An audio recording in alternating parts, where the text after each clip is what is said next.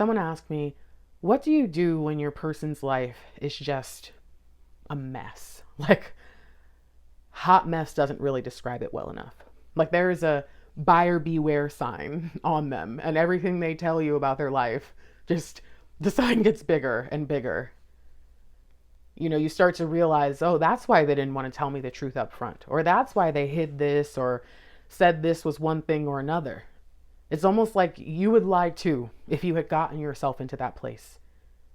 You can tell why their life is where it is, and that's a thing to kind of answer for yourself in the moment. Like, are they just a bad person and you don't want to sit with that?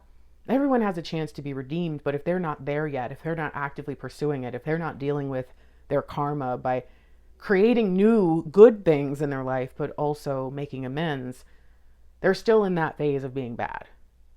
So sometimes it's just what you do is you don't engage with that person, because if you wouldn't want someone you loved to be with somebody like that, putting yourself through it is not noble. It's foolish. But there's other things where the mess is not so much that it actually hurts you. Maybe it's just that it's stressful because you've got some anxieties. You've got to work on that, right? Or you worry a bit, so you need to work on that. Okay, fine. But still, what do you do if you are an anxious worry wart, however that word, but what do you do if you end up with someone like that? And I think that says, well, as long as it's not so toxic that it's going to be destructive to you, if it's only toxic or it's a mess for you because you're engaging, you're inserting yourself where they should be fixing it, then maybe this is a good season of lessons learned, right? Figuring out how to support without providing resources other than engaging with someone in communication or something, right? Encouragement, but nothing else. And holding that belief that everything's going to work out within yourself as a blessing for them. That's a huge lesson to learn, right?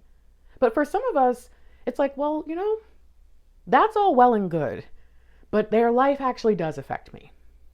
Sometimes it's just the way they treat me because they're frustrated, because they're upset. Maybe they're not actively screwing their life up, but they never really figured out any coping strategies for all the stuff they've done, and now they're trying to be better, but their old life just won't let up. I get it. There's all these different situations that we could be in, and we always have to make sure, first and foremost, that we're not hurting ourselves. Because if we are, the answer is clear. Chaos isn't passion. In fact, it's often a sign of poor emotional regulation or deeper issues. And what we don't want to do to ourselves is stand by a partner or even friends, family, who just love chaos. They say they don't, and yet they wallow in it. You can clean them off and they'll go run back to it and wipe it on their face.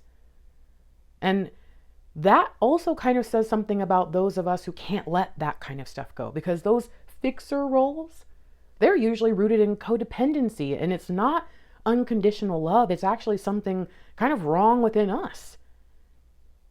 And when we disguise chaos as passion or codependency as unconditional love, then we wrap ourselves up in cycles that have us questioning everything, unable to find peace, love, joy, happiness within ourselves, within our life. And yet that shouldn't be the case. Look, messy people usually drag you down before they let you lift them up. It's only when they start to see you just as miserable as them that they're like, hey, come on now, chin up. And you're like, wait, how did this happen? Stability attracts stability. So if you have to wait for someone who can meet you and not drain you, then be willing to hold space for the right person. Because spiritual chemistry, it just isn't enough if daily life is full of chaos. Because that chaos actually takes the place of passion. That codependency takes the place of unconditional love. And all these negative things, all this baggage takes up space and room where love and peace and joy and happiness could be. It's up to us as we ascend, as we step further and deeper into our own divinity and understanding what divine is doing, to be able to ask ourselves honestly, is this spiritual chemistry enough? And if we find ourselves saying, oh, yes, I know it is. I'm strong enough. I can do it. There's a chance that we've been tricked or duped by someone who knows that keeping us empty will keep their pockets full. So ask yourself, who benefits from me being with this messy person? And if you think you benefit, lay it out really firm, okay? Lay out the pros, lay out the cons. Really be certain. Leaving stuff in your mind sometimes, it makes it easy for us to be like, oh, I'm okay.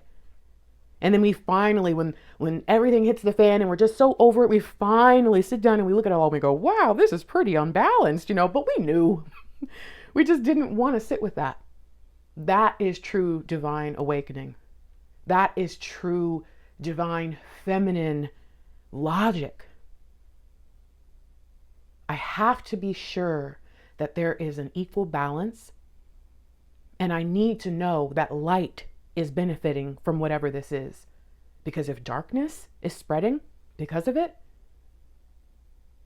then this can't be where I belong. Good luck. Love you. Peace.